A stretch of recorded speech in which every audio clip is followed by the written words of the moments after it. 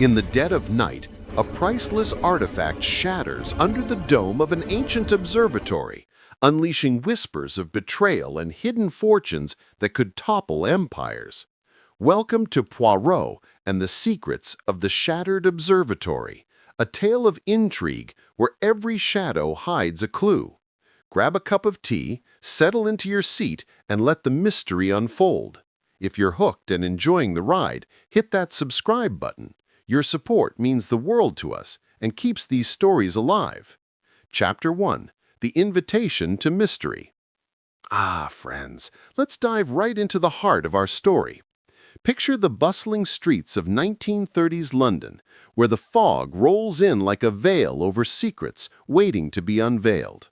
Our hero, the inimitable Hercule Poirot, that meticulous Belgian detective with his waxed mustache and razor-sharp little gray cells, is enjoying a rare moment of quiet in his elegant apartment. He's sipping his tisane, flipping through the morning paper, when a knock echoes at the door, sharp, insistent, like the tick of a clock counting down to chaos. This chapter sets the stage for our grand adventure, introducing Poirot's world and the enigmatic summons that pulls him into the web of the shattered observatory. We'll explore his daily routine, the arrival of the mysterious letter, and tease the first hints of the puzzle ahead, with practical insights into how Poirot's methods can apply to solving everyday riddles in your own life. Poirot, ever the creature of habit, rises each day at precisely 7 o'clock.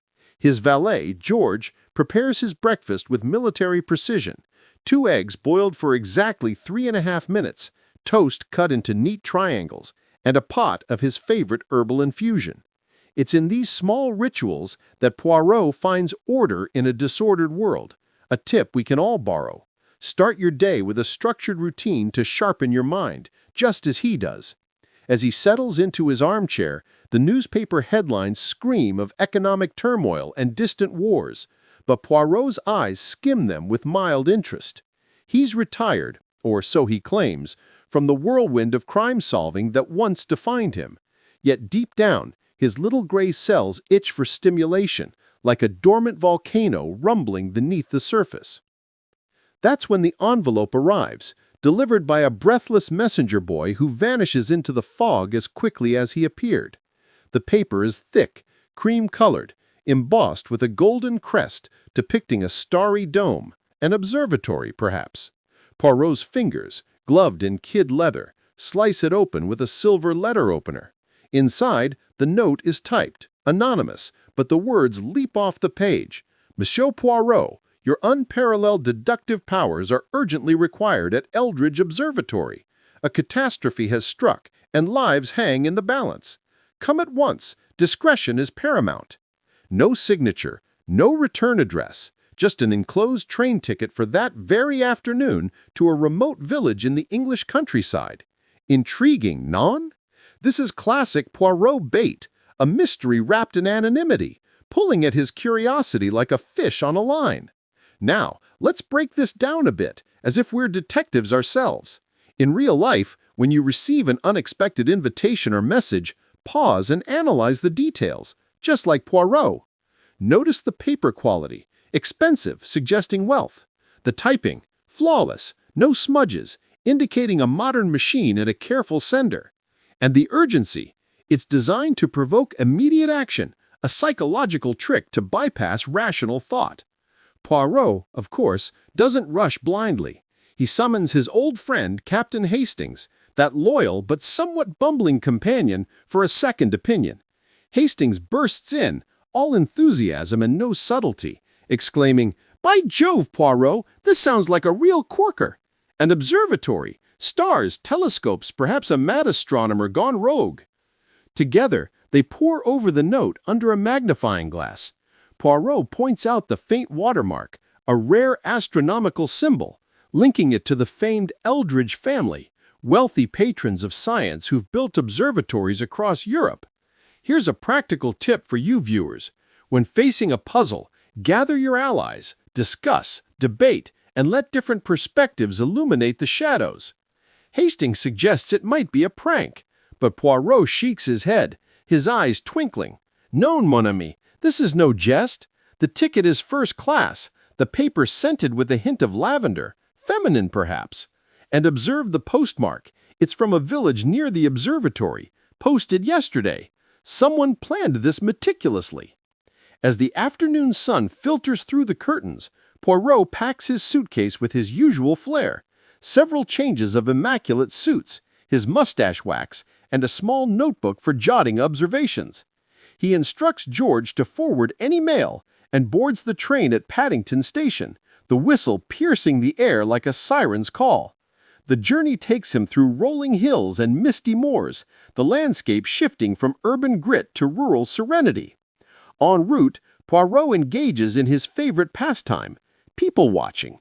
In the dining room, he overhears snippets of conversation. A nervous young woman clutching a locket, muttering about broken glass and stolen stars. An elderly gentleman with a telescope case grumbling about family curses. Coincidences? Poirot thinks not. Everything connects in the grand tapestry of crime. Arriving at the quaint village of Eldridge Hollow, Poirot is met by a chauffeured car, a sleek Rolls-Royce no less, driven by a stoic butler named Wilkins. The drive to the observatory winds up a hill, past ancient oaks that whisper in the wind. The building itself is a marvel, a grand dome of glass and iron, perched like a crown on the landscape, designed to gaze at the heavens. But as they approach, Poirot's keen eyes spot the first sign of trouble, shards of glass glittering on the ground, the dome partially shattered as if struck by a meteor from within. Wilkins, tight-lipped, escorts him inside, where a gathering of suspects awaits in the opulent drawing room. Here we meet our key players, each a potential piece in the puzzle. Lady Amelia Eldridge, the observatory's patroness, a widow in her 50s, with sharp features and a lavender-scented handkerchief. Ah, that matches the note. She's distraught, claiming the shatter happened during a private viewing last night, destroying a rare celestial map worth millions. Then there's Dr. Victor Hale, the brilliant but arrogant astronomer, his hands bandaged from flying glass. Miss Clara Beaumont, the young assistant, fidgety and evasive, her locket hiding a photo of a mysterious man. And Sir Reginald Thorne, a rival collector, who arrived uninvited, smirking as if he knows more than he lets on. Poirot greets them with his trademark bow, introducing himself modestly. I am Hercule Poirot, at your service. The group recounts the event, a gala under the stars, telescopes trained on a comet, when suddenly, crash, the dome fractures, shards raining down, and the priceless map vanishes in the panic. No one saw the culprit, or so they claim. Poirot begins his methodical questioning, starting with Lady Amelia. Madame, tell me, who had access to the dome? She hesitates, mentioning only trusted staff, but her eyes dart to Dr. Hale. A lie? Poirot notes it mentally. For us at home, here's a tip. Watch body language, averted gazes, fidgeting hands, their windows to the soul. As the evening deepens, Poirot inspects the scene. The shatter patterns suggest force from inside, not out. Sabotage, perhaps, with a hidden explosive or a well-aimed projectile. He finds a shard with a smudge of grease, unusual for a pristine observatory. And under a table, a dropped button from a man's cufflink, engraved with a thorn motif, Sir Reginald's. The clues mount, each a thread in the web. But danger lurks. As Poirot bends to examine, a telescope swings loose, nearly striking him. Accident, or warning. Wrapping up this opening chapter, we've met our detective, received the call to adventure, and glimpsed the shattered scene with its cast of suspects. Poirot's little gray cells are whirring, piecing together the fragments. But what dark secret ties the observatory to hidden fortunes and betrayals? Hold tight as the mystery thickens in the chapters ahead, where alliances fracture and truths emerge from the shadows. Chapter 2. Shadows in the Starlight. The air in Eldridge Observatory grows thick with tension, the shattered dome casting jagged shadows across the polished floors. Hercule Poirot, his green eyes glinting like polished emeralds, stands in the grand drawing room, studying the faces before him. Each person, Lady Amelia, Dr. Hale, Miss Clara, and Sir Reginald wears a mask of composure, but beneath, Poirot senses currents of fear and deceit. The missing celestial map, a parchment said to chart a forgotten constellation tied to ancient riches, is the heart of this enigma. Tonight, Poirot begins to unravel the threads, probing deeper into the motives and movements of those gathered under the broken stars. The night is young, and the observatory's secrets are restless, waiting to be exposed. Poirot requests a private tour of the observatory, insisting on seeing the dome itself. Wilkins, the butler, leads him up a spiral staircase, his footsteps echoing like a metronome in the silence. The dome chamber is vast, its shattered glass ceiling open to the night sky, stars winking coldly above. Telescopes, some askew from the chaos, stand like sentinels around a central pedestal where the celestial map once rested. Poirot kneels, his gloved fingers brushing the floor, finding faint scratches near the pedestal, marks of a struggle, perhaps, or something dragged in haste. He notes a peculiar scent, not lavender this time, but something acrid, like burnt metal lingering near the broken glass. Back in the drawing room, Poirot gathers the group, his voice calm but commanding. "Mes amis, let us reconstruct the evening. Lady Amelia, you hosted this gala.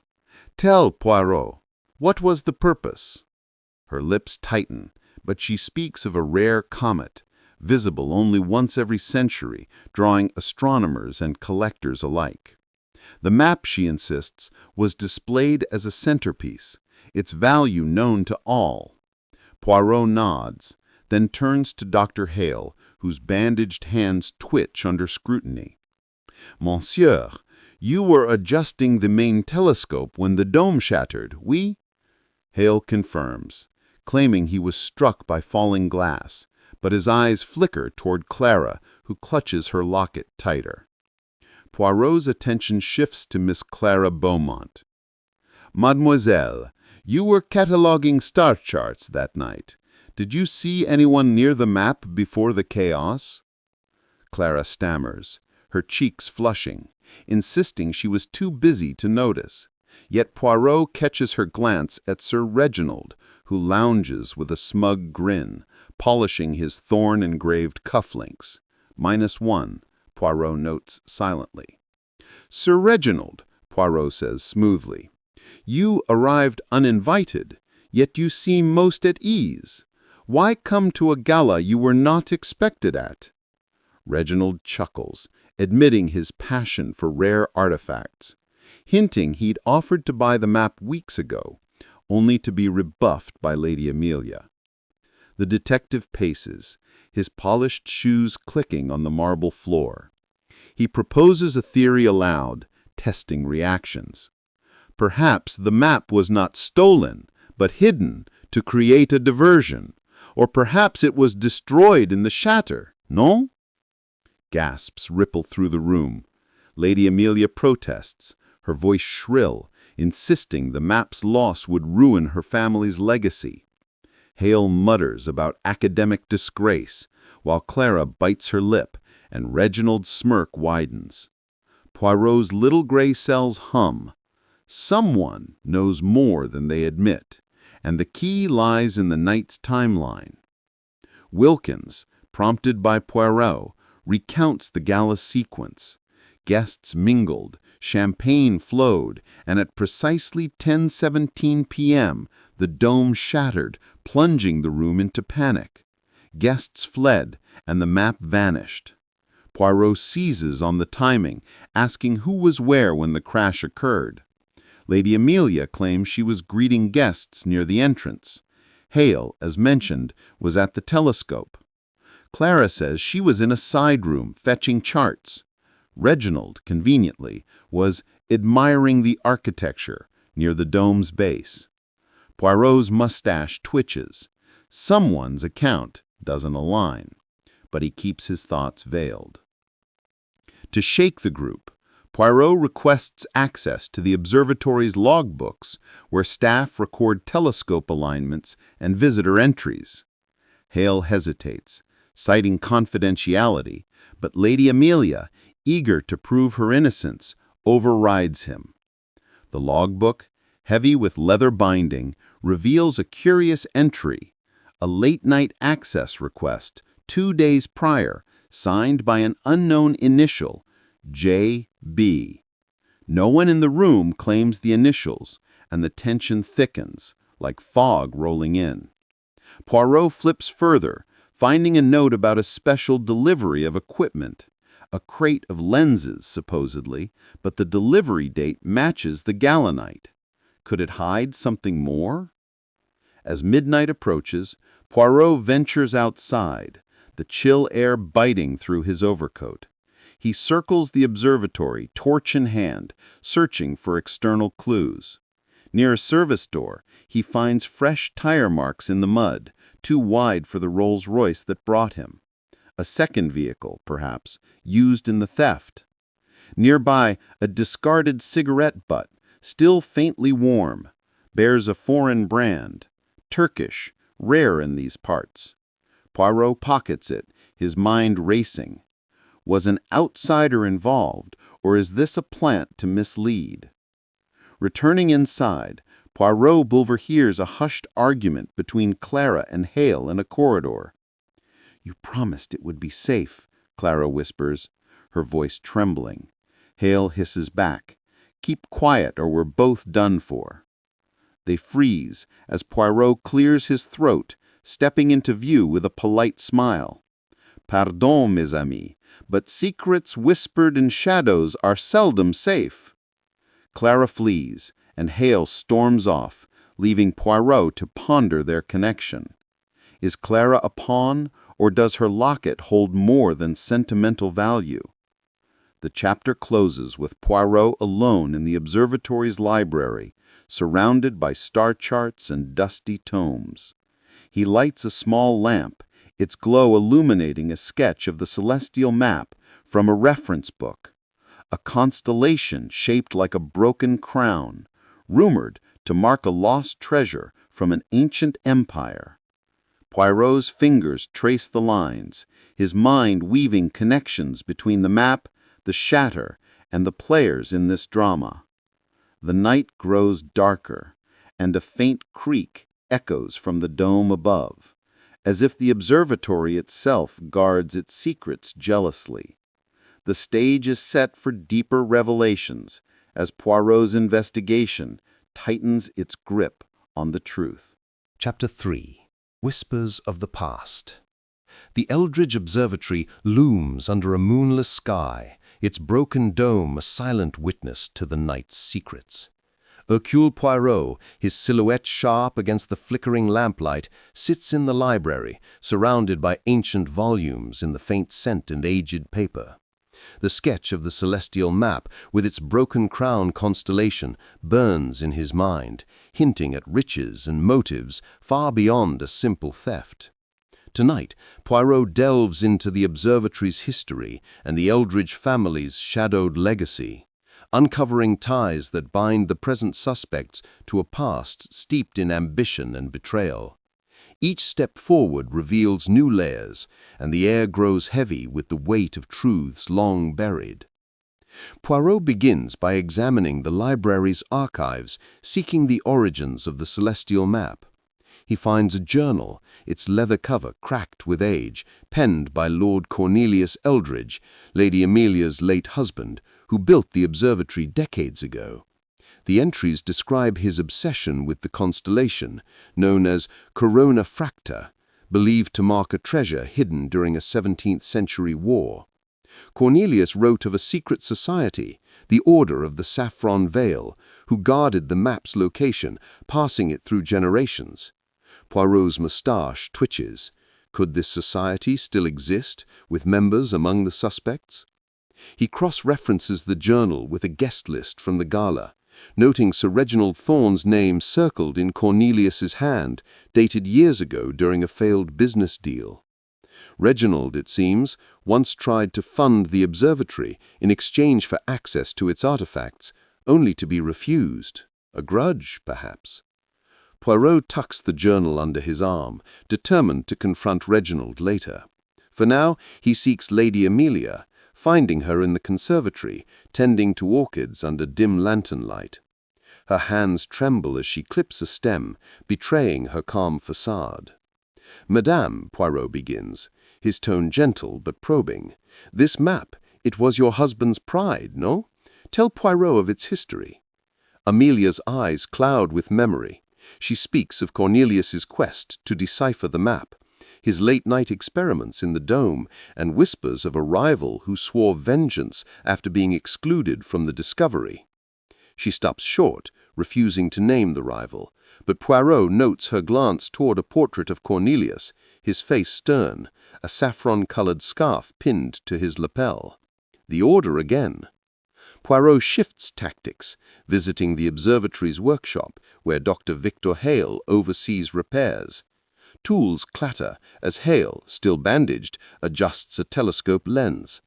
Poirot questions him about the mysterious JB from the logbook. Hale's face tightens, claiming it's likely a clerical error, but his voice betrays a tremor. Poirot presses further, mentioning the burnt metal scent near the dome. Hale snaps, probably from the machinery, too quick, too defensive. Poirot smiles thinly, filing away the reaction, and notices a workbench drawer ajar, revealing a vial of oil matching the grease on the glass shard he found earlier. Next, Poirot seeks Miss Clara Beaumont, finding her in the staff quarters, scribbling in a notebook. Her locket swings as she startles, slamming the book shut. "Mademoiselle," Poirot says, "your loyalty to Dr. Hale is admirable, but what do you hide?"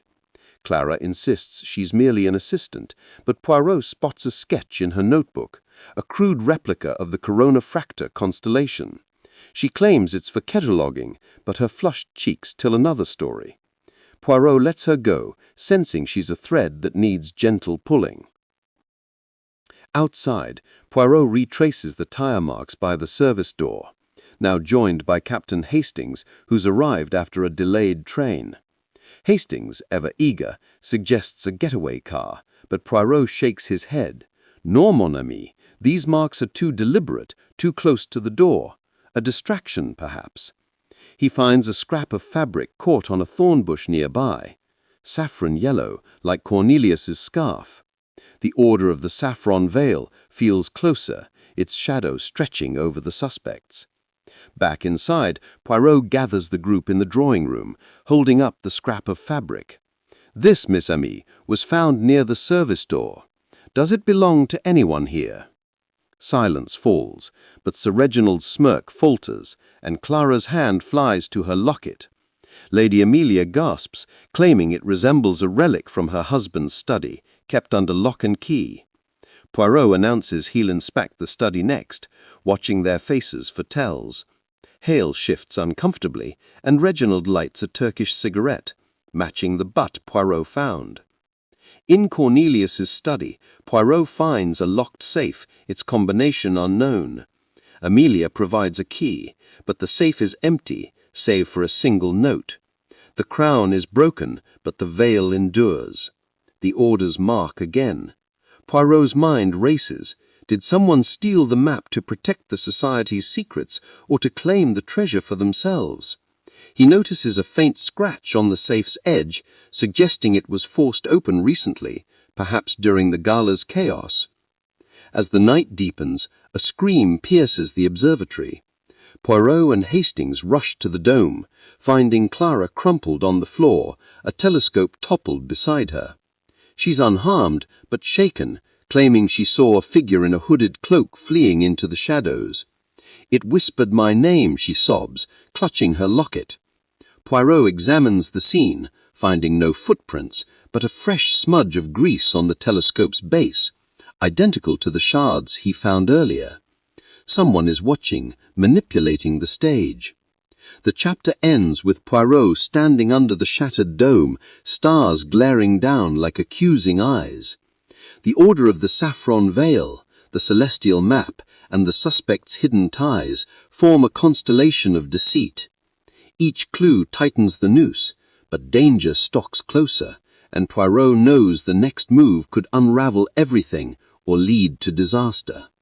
The observatory holds its breath, waiting for the truth to break free. Chapter 4. The Locket's Secret. The Eldridge Observatory stands cloaked in the pre-dawn mist, its shattered dome a jagged wound against the fading stars. Hercule Poirot, his mind a whirl of connections, stands in the dome chamber where Clara's scream still echoes. The hooded figure, the grease smudge, and the saffron fabric weave a tangled web, but Poirot's focus sharpens on Miss Clara Beaumont, whose locket seems to pulse with unspoken truths. This chapter plunges into Clara's past, her ties to the observatory's secrets, and a startling discovery that shifts the investigation's course. The air crackles with tension as Poirot edges closer to the heart of the mystery. Poirot escorts Clara to the library, her face pale as she clutches her locket. He seats her gently, his voice soft but insistent. "Mademoiselle, this locket, it is more than a keepsake, oui? Tell Poirot what it hides." Clara's eyes dart, but under his steady gaze she relents. With trembling fingers she opens the locket, revealing a tiny photograph of a man with sharp features and a saffron scarf. "My father," she whispers, "Jonathan Beaumont. He worked here years ago, under Lord Cornelius." Poirot leans closer, noting the resemblance to the portrait in Amelia's study. A family connection, perhaps? Clara's story unfolds haltingly. Her father was an astronomer, obsessed with the Corona Fracta constellation, assisting Cornelius in mapping its secrets. But a falling out drove him away, leaving Clara to grow up in poverty, her mother bitter over lost promises. When Clara joined the observatory staff, she hoped to reclaim her father's legacy. "He left me this locket," she says, "and a warning, trust no one in the order." Poirot's eyes narrow. The initials J.B. in the logbook now point to Jonathan Beaumont, not a living suspect, but a ghost from the past. Determined to trace Jonathan's role, Poirot returns to the study with Captain Hastings, who's buzzing with theories about secret societies. They search for more of Jonathan's records, finding a hidden drawer in Cornelius's desk. Inside lies a bundle of letters, yellowed and tied with a saffron ribbon. The letters, penned by Jonathan to Cornelius, speak of a breakthrough in decoding the celestial map, but also of betrayal. Cornelius claimed sole credit, ousting Jonathan. One letter mentions a safeguard hidden in the observatory, a clue to the map's true purpose. Poirot pockets the letters, sensing they hold the key to the theft. He confronts Lady Amelia in the drawing room, where she sips tea with forced calm. "Madame, you knew Jonathan Beaumont. Why conceal his role?" Amelia's cup rattles in its saucer. She admits Jonathan was brilliant, but unstable, claiming he stole observatory funds before vanishing. Poirot doubts her. Her lavender scent, matching the anonymous note, suggests deeper involvement. He presses, asking about the order of the saffron veil. Amelia pales, insisting it's a myth, but her fingers twist her handkerchief, betraying unease. Meanwhile, Poirot sends Hastings to investigate the service door's tire marks further. Hastings returns breathless with a discovery: a hidden garage behind the observatory containing a motorcycle with fresh mud on its tires, matching the tracks. The bike's saddlebag holds a single item, a torn page from an astronomical journal, detailing the Corona Fracta's alignment with a specific date, tonight. Poirot's mind races. The theft may be timed to this celestial event, a window to unlock the treasure's location. Returning to Dr. Hale, he finds him in the workshop, dismantling a telescope with unusual haste. "Monsieur, this urgency to repair, does it hide something?" Hale bristles, claiming he's salvaging equipment, but Poirot notices a small key dangling from Hale's pocket, engraved with a thorn motif. A match for Sir Reginald's cufflinks? Poirot feigns distraction, allowing Hale to slip away, then inspects the telescope. Hidden inside its base is a compartment, empty but lined with saffron fabric. A hiding place for the map, perhaps, accessed during the gala's chaos. Poirot reunites with Clara, showing her the journal page. Her eyes widen. It's her father's handwriting, describing a mechanism in the dome that aligns with the corona fracta, revealing a hidden chamber. "He never told me," she murmurs, but her voice carries a mix of awe and fear. Poirot decides to test the mechanism tonight, under the constellation's peak. He gathers the suspects in the dome, announcing his plan to recreate the gala's conditions, watching their reactions. Sir Reginald lights another Turkish cigarette, his eyes gleaming with interest. Hale fidgets, his bandages slipping to reveal unscarred hands. Amelia grips her chair, and Clara's locket trembles against her chest. As the group disperses, Poirot lingers, examining the pedestal where the map once stood. He finds a faint seam, suggesting a hidden panel, but it's locked. The thorn-engraved key might fit, but confronting Hale or Reginald now risks tipping his hand. Instead, he stations Hastings to watch the garage, suspecting another attempt to flee. The night grows still, the stars aligning above the shattered dome. Poirot feels the weight of unseen eyes, as if the hooded figure lurks nearby, waiting to strike. The chapter closes with Poirot standing alone in the dome, the constellation's light filtering through the broken glass. Clara's locket, her father's letters, and the hidden mechanism form a constellation of their own, pointing to a truth buried in jealousy and ambition. But as the stars reach their zenith, a low hum echoes from the dome's machinery, and a shadow moves in the rafters.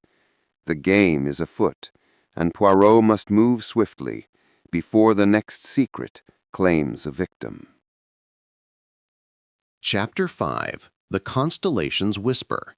The Eldridge Observatory hums with an eerie stillness, the shattered dome framing the Corona Fracta constellation as it reaches its zenith. Hercule Poirot stands poised beneath the broken glass, his sharp eyes scanning the machinery above, where a faint hum signals the activation of a hidden mechanism. The air is charged with anticipation as the secrets of the celestial map draw closer to revelation. This chapter follows Poirot as he orchestrates a daring experiment to unlock the observatory's hidden chamber, testing the suspect's nerves and unmasking new layers of deception. The night pulses with danger, and every creak of the dome feels like a warning.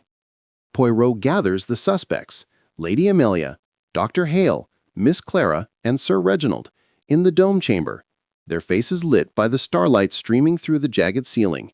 He announces his plan: to align the observatory's main telescope with the Corona Fracta, as described in Jonathan Beaumont's journal page, to trigger the mechanism that may reveal the map's hiding place. "Mes amis," he says, his voice steady, "tonight we shall let the stars speak." Lady Amelia's lips tighten, Hale's eyes dart to the telescope, Clara clutches her locket, and Reginald's smirk is a shade too forced. Poirot notes each reaction, his little gray cells weaving their silent tapestry. He directs Dr. Hale to operate the telescope. Knowing Hale's familiarity with the equipment makes him the least likely to sabotage it openly. Hale, his hands now suspiciously unbandaged, adjusts the controls with a scowl, aligning the lens to the constellation's coordinates. The machinery groans, and a low rumble vibrates through the floor. Poirot watches closely, spotting a panel in the pedestal beginning to shift, its seam glowing faintly in the starlight. The suspects lean forward, their breaths held, but before the panel fully opens, a loud clang echoes from the rafters and a metal rod crashes to the floor, narrowly missing Clara. Chaos erupts. Clara screams, Amelia gasps, and Reginald steps back, his cigarette dropping to the ground. Hale curses, claiming a loose bolt, but Poirot's eyes are on the rafters, where a shadow flickers and vanishes. "Remain calm," he commands, sending Hastings to investigate the upper walkways. Hastings returns, reporting no one there, but finding a fresh scratch on the railing, as if something or someone was dragged. Poirot pockets the rod, noting its polished surface bears no rust, suggesting it was deliberately dislodged. Undeterred, Poirot resumes the experiment, urging Hale to continue. The pedestal's panel clicks open, revealing a small compartment, but it's empty, save for a single saffron thread tangled in the hinges. The map is gone, but the compartment's existence confirms Jonathan's notes. Poirot turns to Clara, whose eyes are wide with recognition. "Mademoiselle, your father designed this. Oui." She admits, Jonathan spoke of a star-locked vault to protect the map from unworthy hands. But who opened it, and when? Poirot shifts focus to Sir Reginald, whose thorn-engraved cufflink and Turkish cigarettes link him to the clues outside. "Monsieur, you seem most interested in this vault. Did you know of its existence?" Reginald laughs, claiming ignorance, but his fingers brush his cuff, where the missing button's absence is glaring. Poirot presses, mentioning the cigarette butt by the service door. Reginald's composure cracks, and he admits to stepping outside during the gala for a smoke, but insists he saw nothing suspicious.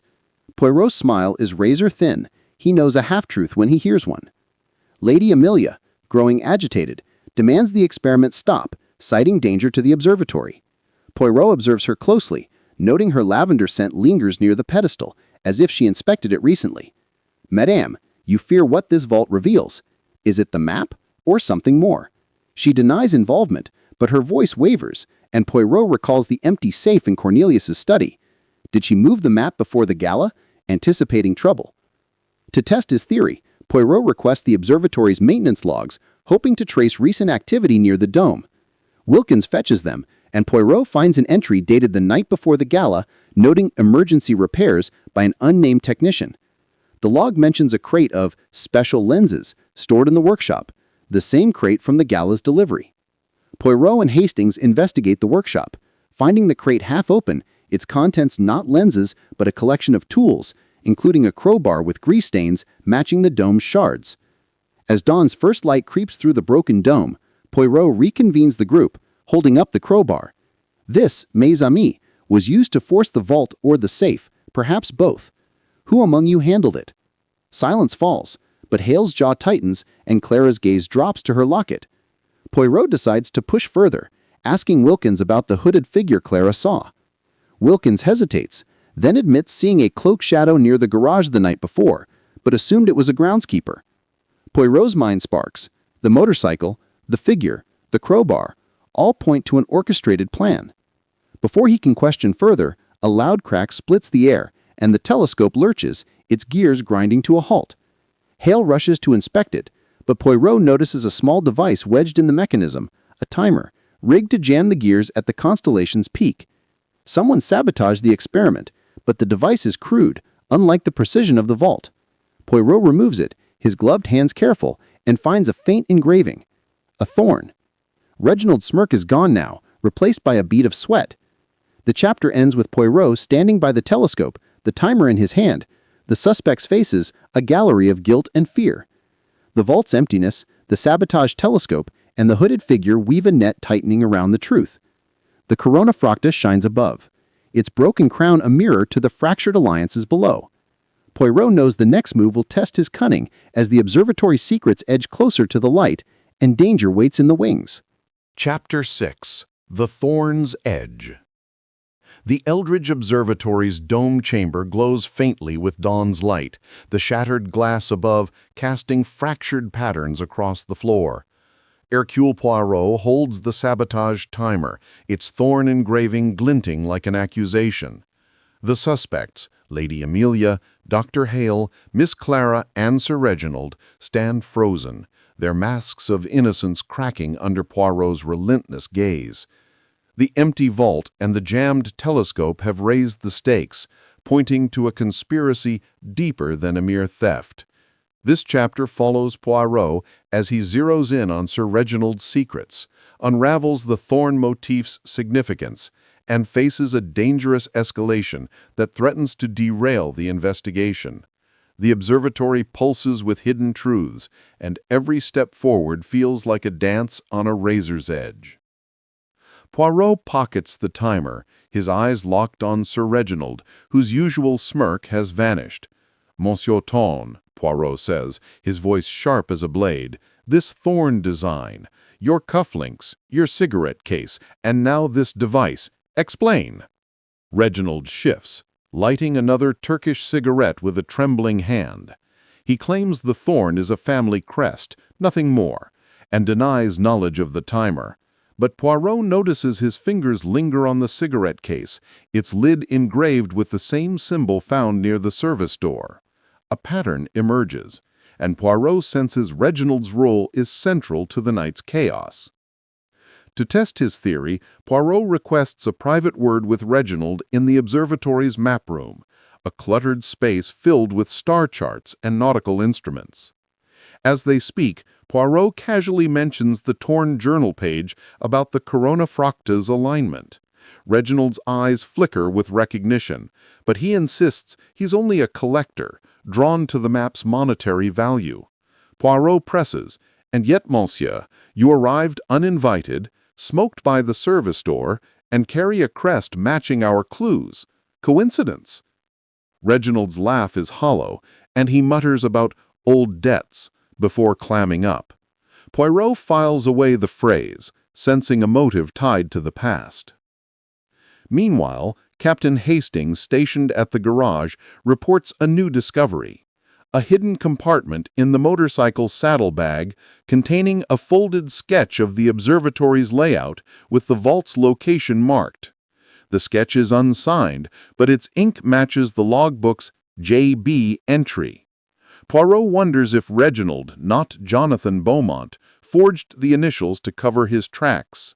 He sends Hastings to cross-check the sketch against the observatory's blueprints, hoping to uncover alterations that might reveal a secondary hiding place. Returning to the dome, Poirot finds Lady Amelia alone, staring at the shattered glass. Her lavender scent is strong, and he confronts her about the anonymous note that summoned him. "Madame, your perfume betrays you. Did you call Poirot here to solve a crime or to divert suspicion?" Amelia's eyes flash with defiance. She admits to sending the note, claiming she feared the map's theft would ruin her family's name, but denies involvement in the sabotage. Poirot notes her clenched fists. Fear, not guilt, he thinks. But of what? Dr. Hale interrupts, his face flushed, demanding to know why the investigation lingers. Poirot turns the question back to Hale, pointing to his unscarred hands. "Monsieur, your bandages were a ruse, oui? Why pretend injury?" Hale stammers, claiming he healed quickly, but Poirot spots a grease stain on his sleeve, linking him to the crowbar and telescope sabotage. Hale storms off, muttering about finishing what was started, and Poirot resolves to shadow him closely. Clara, meanwhile, lingers near the pedestal, her locket open as she studies the vault's empty compartment. Poirot approaches, his tone gentle. "Mademoiselle, your father's mechanism is ingenious, but someone knew its secret. Who?" Clara hesitates, then whispers that she overheard Hale and Reginald arguing before the gala about dividing the spoils. Poirot's mustache twitches. Collusion between the astronomer and the collector. He asks Clara to keep watch on the dome while he investigates Hale's quarters. In Hale's room, Poirot finds a locked briefcase, its clasp engraved with a thorn. Forcing it open with a letter opener, he discovers a bundle of cash and a coded note. "Crown secured. Meet at midnight. Thorn's Edge." The phrase echoes Reginald's old debts, suggesting a partnership turned sour. Poirot pockets the note, but as he leaves, a floorboard creaks behind him. He spins, narrowly dodging a heavy bookend hurled from the shadows. The attacker flees, leaving only a saffron thread caught on the doorframe. Rushing back to the dome, Poirot finds Clara shaken, claiming the hooded figure appeared again, whispering, "The crown is mine," before vanishing into the service corridor. Poirot and Hastings follow, finding the corridor's door ajar, leading to a narrow staircase descending into the observatory's basement. The air grows cold, and a faint hum, similar to the dome's machinery, echoes below. Poirot hesitates, sensing a trap, but the coded note's midnight looms, and the clock shows only minutes remain. In the basement, they discover a locked steel door, its frame scratched as if recently forced. Using the thorn-engraved key from Hale's pocket, Poirot unlocks it, revealing a small chamber lined with star charts and a single table. On it lies a fragment of the celestial map, its edges charred, as if burned to conceal its secrets. The Corona Fracta's outline is clear, but a section is missing, torn away. Poirot's mind races. Someone tried to destroy the map, but why leave this piece? As they examine the fragment, a muffled thud echoes above, followed by a scream. Rushing back to the dome, they find Amelia slumped against the pedestal, a bruise blooming on her temple. She murmurs, "They took it. The rest," before fainting. The map fragment is gone from the basement, and Reginald is missing. Poirot's eyes narrow. The thorn's edge is sharp, and the game has turned deadly. The chapter closes with Poirot kneeling beside Amelia, the observatory's shadows deepening around him. The charred map fragment, the coded note, and the hooded figure point to a conspiracy racing toward its climax. Midnight approaches, and Poirot must outwit a cunning foe before the Corona Fracta's secrets are lost forever or claimed at a bloody cost. Chapter 7. The Midnight Reckoning. The Eldridge Observatory trembles under the weight of its secrets, the shattered dome casting eerie shadows as midnight nears. Hercule Poirot kneels beside Lady Amelia, her faint pulse a stark reminder of the danger closing in. The stolen map fragment, Sir Reginald's disappearance, and the hooded figure's taunts form a deadly puzzle. This chapter tracks Poirot's race against time to intercept the conspirators at the thorn's edge, uncovering a betrayal that threatens to unravel the observatory's legacy. The stars above burn coldly, and every tick of the clock pulls Poirot deeper into a web of treachery. Poirot revives Amelia with a splash of water from a nearby decanter, her eyes fluttering open. She whispers of a struggle in the dome, a cloaked figure snatching the map fragment before striking her. "They spoke of the thorn's edge," she murmurs, her voice frail. Poirot's mind flashes to the coded note from Hale's briefcase, midnight, thorn's edge. He checks his pocket watch. 10 minutes remain. Leaving Amelia with Clara for safety, he beckons Captain Hastings to follow him to the service corridor, suspecting it leads to the rendezvous point. The corridor's staircase descends into the observatory's underbelly, where the hum of machinery grows louder. Poirot's torch cuts through the darkness, revealing a network of pipes and forgotten storage rooms. At the end, a rusted door bears a faint thorn scratched on its surface, the meeting place. Poirot signals Hastings to stay quiet, his ears catching low voices beyond the door. He recognizes Dr. Hale's sharp tone and another smoother, Reginald's. "You promised me half," Hale hisses. Reginald's reply is cold. "The order decides, not you." Poirot's pulse quickens. The Order of the Saffron Veil is no myth, and its agents are here. Easing the door open, Poirot peers into a dimly lit chamber where Hale and Reginald stand over a crate, the map fragment spread before them. Its charred edges glow under a lantern, revealing a partial sketch of the Corona Fracta, with coordinates pointing to a nearby hill. Reginald holds a second piece, torn but intact, and slots it into place, completing the constellation. "The treasure's vault," he murmurs, "hidden beneath the ridge." Hale demands his share, but Reginald laughs, drawing a small pistol. The order rewards loyalty, not greed. Poirot steps forward, his voice cutting through the tension. "Messieurs, the game is up. Drop the weapon." Reginald spins, his pistol wavering, but Hale lunges, knocking it away. The two grapple, and the map fragments scatter across the floor. Hastings dives in, pinning Hale, while Poirot retrieves the pistol, his calm unshaken. "The thorn's edge is a fitting place for betrayal," he says, binding Reginald's wrists with a cord from the crate. Hale, panting, claims he was coerced, but Poirot's eyes are unforgiving. Grease on Hale's hands ties him to the sabotage. With the suspects secured, Poirot examines the completed map. The coordinates align with a ridge visible from the observatory, where an ancient oak marks the spot. He suspects the treasure, a relic of the Order's wealth, is buried there, but the hooded figure's absence nags him. Was it Reginald, or Hale, or a third player? He sends Hastings to fetch Wilkins, instructing him to guard the prisoners, while Poirot and Clara head to Amelia's quarters to check her condition and search for clues. In Amelia's room, Poirot finds a hidden diary beneath her pillow, its pages detailing her fear of the Order's resurgence. She writes of Cornelius's death, not from illness, but poison, administered by an unknown hand after he refused to share the map's secrets. A chilling entry mentions a veiled guardian watching the observatory, possibly the hooded figure. Poirot's mind races.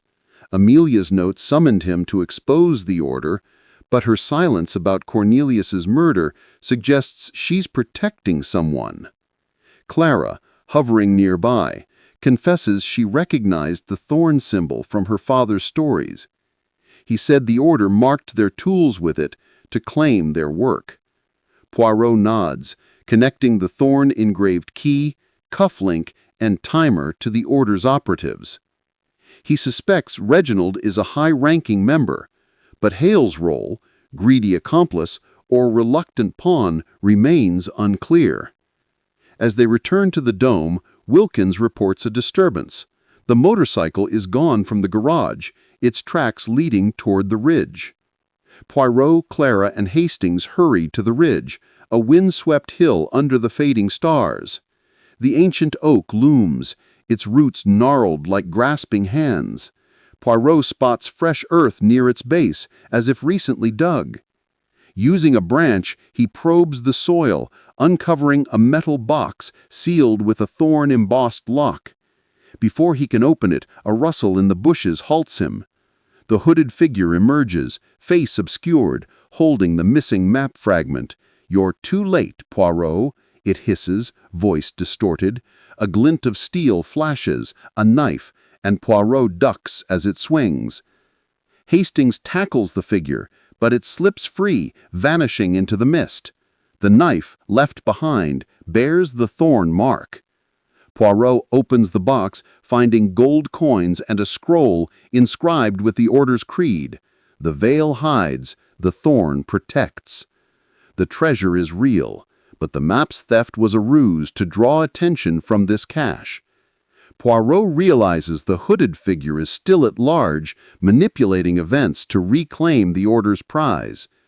The chapter closes with Poirot clutching the scroll, the ridge silent but for the wind's howl.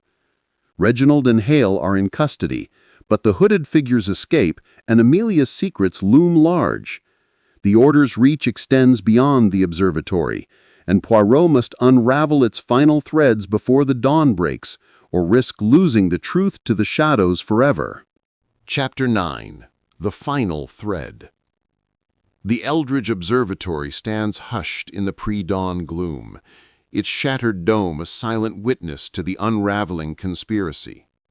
Hercule Poirot, his mind a whirl of revelations, clutches the treasure box, its scroll and coins a testament to the Order of the Saffron Veil's enduring power.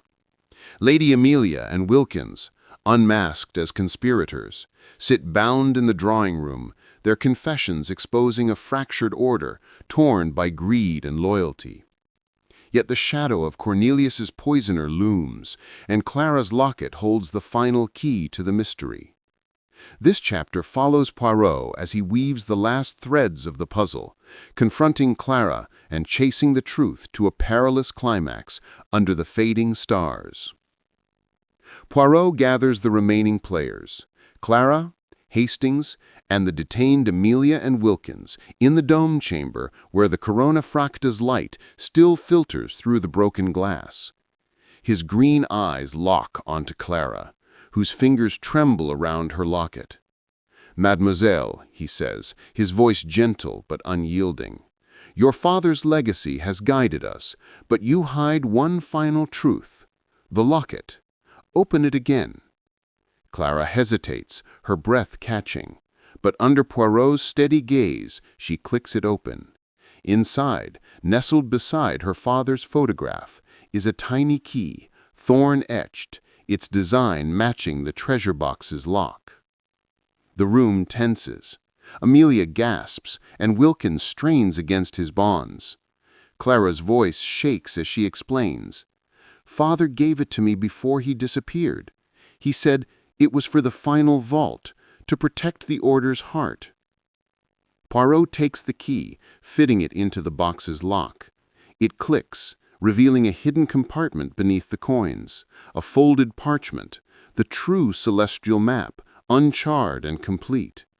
Its ink gleams with coordinates and a cipher, detailing a vault beneath the observatory itself, not the ridge. The fragments were decoys, meant to mislead. Poirot turns to Clara, piecing together her role. "You knew the map was here, oui? Yet you played the innocent." Clara's eyes brim with tears. She admits she suspected the map's hiding place, but feared the order's wrath. Her father, Jonathan Beaumont, was no traitor. He was the order's last guardian, poisoned by a council member when he refused to reveal the map. Clara joined the observatory to find the truth, using her locket's key as leverage. "I overheard Reginald and Hale plotting, but I didn't know Amelia was involved until tonight." Poirot's mind races, connecting Cornelius's poison to the order's counsel. Amelia's diary hinted at a traitor, and Wilkins' ring marked him as a member, but the poisoner's identity remains elusive. He questions Amelia again, his tone sharp. "Madame, you named no poisoner, but the council has 5 members. Reginald, Hale, Wilkins, you, and one more." Amelia's lips quiver, but she shakes her head, silent. Wilkins, however, snarls, "You'll never find them, Poirot. The veil protects its own." Sensing time is short, Poirot examines the map's cipher, a series of numbers aligned with the Corona Fracta's stars. He decodes it with Hastings' help, revealing a sequence to activate a hidden vault beneath the dome's pedestal. Poirot directs Hastings to press a series of panels in the pedestal's base, following the cipher's order. The floor rumbles, and a trapdoor opens, revealing a spiral staircase descending into darkness. The true vault lies below, but Poirot suspects a trap. The poisoner may be waiting. Leaving Wilkins and Amelia under Hastings' watch, Poirot and Clara descend, her locket's key in hand. The staircase leads to a stone chamber, its walls carved with thorn motifs and saffron-dyed tapestries. At its center stands a locked chest, its lid engraved with the Corona Fracta. Clara's key fits perfectly, and the chest opens to reveal gold, jewels, and a ledger listing the order's members across centuries. Among the names is a recent addition, Margaret Hale, Dr. Hale's sister, a chemist who vanished years ago. Poirot's mustache twitches. She's the 5th council member, the poisoner. A faint click echoes behind them. Poirot spins, spotting a figure in the shadows, Margaret Hale, her face gaunt, holding a vial of liquid that smells of bitter almonds. "You've found the heart, Poirot," she hisses, "but it stays buried." Clara screams as Margaret lunges, but Poirot sidesteps, knocking the vial away. It shatters, its fumes stinging the air. Margaret flees up the staircase, and Poirot pursues, Clara close behind. In the dome, Hastings grapples with a freed Wilkins, who broke loose in the chaos. Margaret reaches the rafters, her saffron cloak billowing, and aims a pistol at Poirot. "Enough," Poirot shouts, his voice commanding. "The order is finished, Madame Hale. Your brother, Reginald, Amelia, Wilkins, all are exposed." Margaret laughs, her eyes wild, admitting she poisoned Cornelius and Jonathan to protect the Order's wealth. She rigged the dome's explosion to frame Reginald, hoping to seize the treasure alone. But her aim falters, and Hastings, recovering, tackles her from behind. The pistol clatters to the floor, and Clara binds Margaret's wrists with a tapestry cord. With the conspirators secured, Poirot returns to the vault, retrieving the ledger. It confirms Margaret's role and lists the Order's final assets, hidden across Europe. The celestial map was the key to their network, its theft a power play among rivals. Poirot seals the chest, entrusting it to Clara, whose father's legacy is now clear. You are the true guardian, mademoiselle, but choose justice over vengeance. The chapter closes with Poirot standing under the shattered dome, the first rays of dawn breaking through. The Order's council is broken.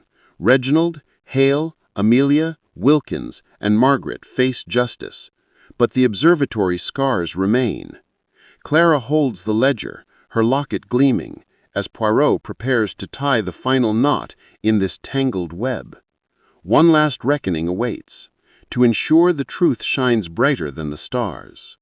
Chapter 10. The Stars Unveiled. The Eldridge Observatory bathes in the golden light of dawn, its shattered dome glinting like a broken crown under the rising sun. Hercule Poirot stands in the grand dome chamber, the treasure box and ledger at his side, surrounded by the bound conspirators, Lady Amelia, Dr. Victor Hale, Sir Reginald Thorne, Wilkins, and Margaret Hale. Clara Beaumont, clutching her father's locket, stands resolute, her eyes fixed on the celestial map that sparked this deadly game. The Order of the Saffron Veil's secrets lie exposed, but one final reckoning remains to tie every thread, motives, betrayals, and murders into a tapestry of truth.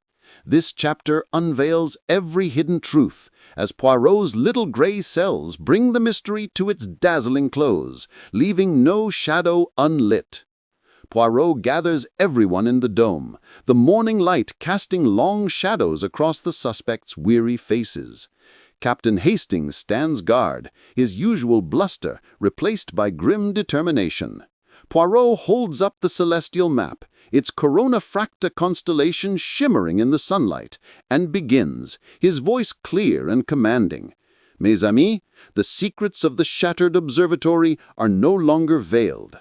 The Order of the Saffron Veil, its treasure, and its crimes are laid bare. Let Poirot reveal all. He starts with the map's theft, the spark that ignited the chaos. The celestial map, he says, was never stolen. It was hidden by Lady Amelia, who rigged the dome's explosion to create a diversion. Amelia's head bows, her confession from the previous night confirmed. She admits she shattered the dome with a small explosive, hoping to frame Reginald and Hale for theft, while she secured the map in the pedestal's vault. Her motive was to protect the Order's legacy, believing herself its true guardian after Cornelius's death. But Madame, Poirot adds, you sent the anonymous note to summon Poirot, oui? You feared the Order's collapse and needed an outsider to expose its traitors. Amelia nods, her lavender-scented handkerchief crumpled in her hands. Poirot turns to Sir Reginald, whose thorn-etched cufflinks and cigarette case marked his role. Monsieur Thorne, you sought the map for profit, no? Your old debts were to the Order, which you betrayed by plotting to sell its secrets. Reginald's smirk is gone. He confesses to sneaking into the dome during the gala, using the chaos to search the vault, but found it empty. His Turkish cigarette butt by the service door and the thorn-engraved timer on the telescope were his attempts to sabotage Amelia's plan, hoping to seize the treasure for himself. The Order owed me, he snarls, after years of servitude. Dr. Hale, his face ashen, is next. Poirot points to the grease stains on his sleeve, linking him to the crowbar and telescope sabotage. Monsieur, you were no mere pawn. You colluded with Reginald, driven by greed, but your sister, Margaret, pulled the strings. Hale admits he knew of the map's value and worked with Reginald to steal it, using his observatory access to plant the timer. But he claims ignorance of Margaret's deeper role, his voice breaking as he realizes her betrayal. Margaret Hale, the veiled guardian, glares from her bounds. Poirot holds up the thorn-etched knife and the ledger from the vault. "Madame, you are the 5th council member, the poisoner of Cornelius Eldridge and Jonathan Beaumont." Margaret's eyes blaze, but she confesses, her voice cold. As a chemist, she crafted the poison that killed Cornelius when he refused to share the map's secrets, and later Jonathan, Clara's father, when he threatened to expose the order. She orchestrated the map's decoy fragments, manipulating Reginald and Hale to distract from her true goal, securing the vault's treasure for the Order's revival. Her hooded disguise and whispered threats kept the suspects off balance, ensuring her control. Poirot turns to Wilkins, the butler, whose thorn-etched ring marked him as an Order enforcer. "You, monsieur, were Amelia's ally, guarding the observatory's secrets." Wilkins admits to aiding Amelia's explosion, planting the saffron threads to mislead, and attempting to steal the treasure box when Poirot closed in. His loyalty was to Amelia, not Margaret, revealing a schism within the Order's council. We served the veil, but Margaret twisted it for power. Poirot finally addresses Clara, whose locket held the key to the true vault. "Mademoiselle, your father was the Order's last true guardian, killed for his honor." Clara's tears fall as Poirot explains. Jonathan Beaumont designed the pedestal's vault to protect the map, entrusting its key to Clara. She infiltrated the observatory to uncover her father's killer, sketching the Corona Fracta to decode his notes. Her overheard whispers between Hale and Reginald were clues she fed to Poirot, hoping to expose the truth without risking her life. "You are no conspirator," Poirot says, "but a daughter seeking justice." The ledger, Poirot reveals, lists the Order's assets, gold, jewels, and properties, hidden across Europe, funded by centuries of secret dealings. The Corona Fracta's coordinates, decoded by the map, pinpointed the observatory's vault, not the ridge, as a final safeguard. Margaret's plan was to reclaim the treasure, eliminate her rivals, and rebuild the Order's power. The ridge's box was a decoy, its coins real, but its scroll a fake, meant to lure traitors like Reginald. Poirot unveils the final twist. The hooded figure's attacks were Margaret's desperate bid to silence Clara and Poirot, but her crude timer and knife betrayed her. The observatory's machinery, tampered by Hale, and the shattered dome, rigged by Amelia, were distractions in a deadly game of misdirection. The Order, Poirot declares, destroyed itself through greed and betrayal. The veil is lifted. He hands the ledger and map to Clara, urging her to deliver them to the authorities. "The treasure belongs to justice, mademoiselle, not vengeance." The suspects, now fully exposed, face arrest. Amelia for sabotage, Reginald and Hale for theft and conspiracy, Wilkins for aiding, and Margaret for murder. Poirot's work is done. The observatory's secrets laid bare under the dawn's light. As Hastings escorts the prisoners to the waiting police, Poirot stands alone in the dome, the Corona Fracta fading above.